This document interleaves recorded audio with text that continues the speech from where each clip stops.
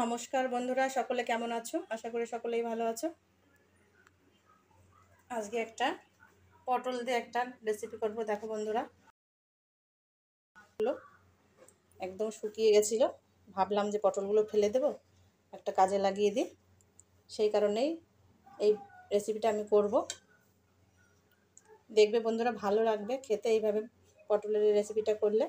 পটলগুলোকে আমি শুকিয়ে গেছে যেহেতু, ওপর থেকে খোসাটাকে আমি ছাড়াতে পারিনি, আঁচড়াতেও পারিনি, সেই কারণে ভালো করে ধুয়ে পরিষ্কার করে এরকম কুচি কুচি করে গোল গোল করে কেটে নিয়েছি।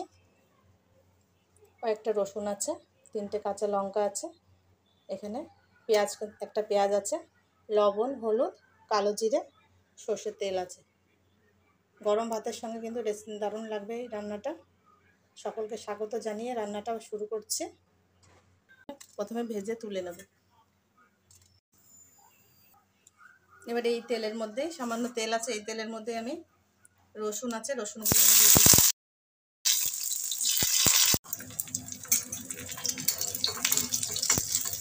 ফাটালে কিন্তু চোখে ফেটে আসবে।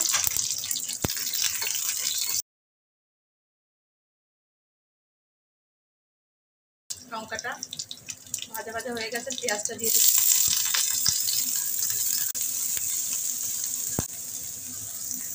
তেল দিয়ে দিচ্ছি, সর্ষের তেল একটু কম কম মনে হচ্ছে, পটলটা ভাজতে হবে।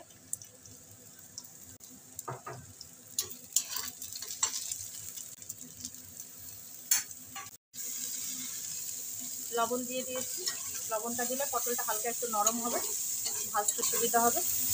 আগেই বলেছি বন্ধুরা, পটলটা শুকিয়ে গেছিলো, ফেলে দেবো, সেই কারণেই এই একটা রেসিপি তৈরি করলাম।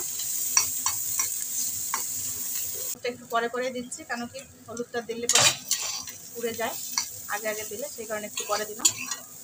এবার ভালো করে ভেজে নেব পটলটাকে। দেখো বন্ধুরা, পটলটা আবার ভেজে নিয়েছি।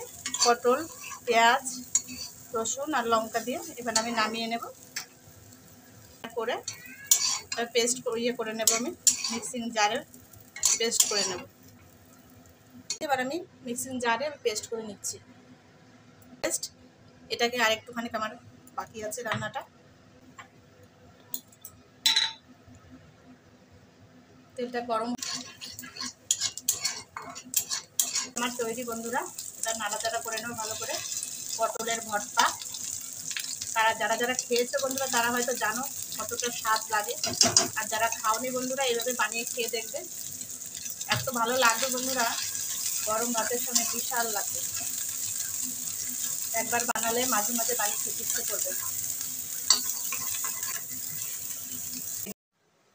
দেখো বন্ধুরা, আমার সে পটল ভর্তাটা হয়ে গেছে, আমি নামিয়ে নিচ্ছি। ভালো লাগলে বন্ধুরা লাইক, কমেন্ট এবং শেয়ার করে দিও, আর ফলো করে। Thank you.